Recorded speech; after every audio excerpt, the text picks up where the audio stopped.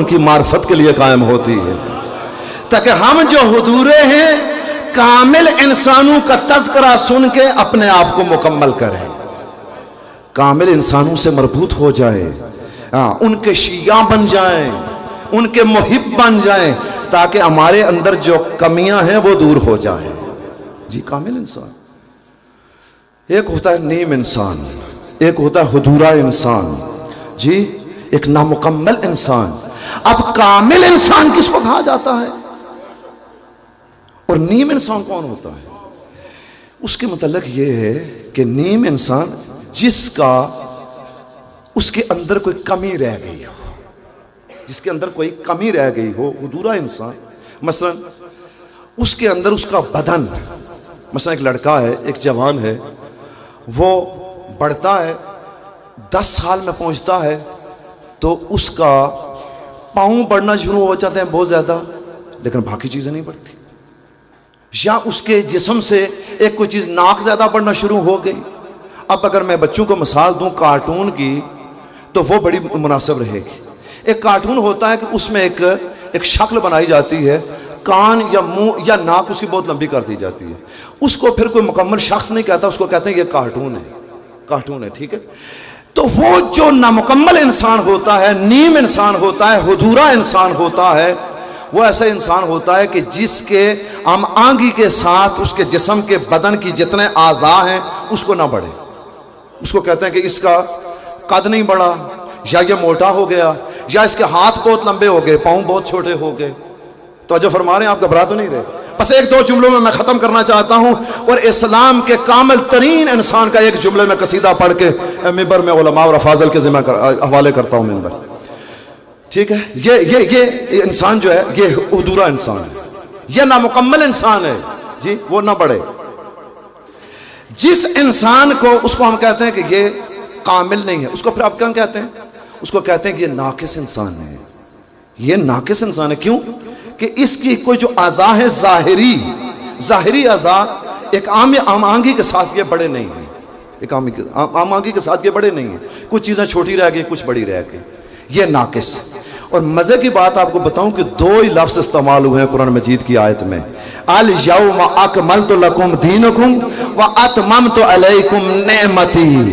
یہ ایک طرف کمال ہے، ایک طرف تمام ہے، ایک طرف کمال ہے، ایک طرف تام ہے، توجہ فرمائیں۔ اور اس کا بڑا زبردست قسم اکملت اور اتمم کو کہ جو تشریح شہید مطہری علیہ رحمت و رضوان نے کی، کہتے ہیں کہ ویسے یہ 2 لفظ ہیں اور بہت قریب ترین لفظ ہیں، لیکن ان کا مفہومی اعتبار سے یہ جدا ہے۔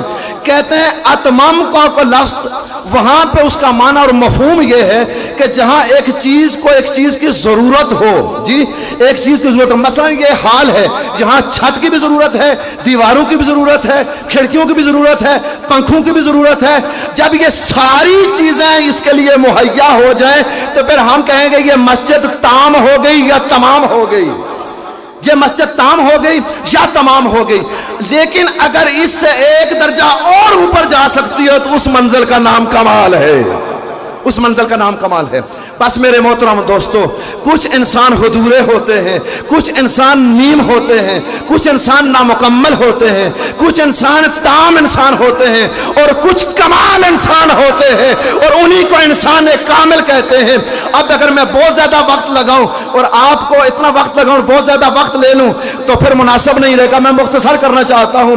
ارے اسلام کے کامل ترین انسان کا نام محمد مصطفیٰ ہے، محمد مصطفیٰ ہے کامل ترین انسان، جس کی ظاہری اعضاء و جوارح بھی ایک ہم آنگی کے ساتھ، توازن کے ساتھ، تعادل کے ساتھ بڑے ہیں، اور باطنی جتنی چیزیں تھیں۔ کئی دفعہ ایک انسان ہوتا ہے، اس میں باطنی جو اقدار ہوتی ہیں اس میں کسی ایک قدر کو لے لیتا ہے، لیکن نہیں۔ اب رسول اللہ تک تو سارے متفق ہیں، اتفاق ہے سب کا۔ اب بعد از رسول اللہ کامل ترین انسان کون ہے؟ بعد از رسول اللہ کامل ترین انسان کون ہے؟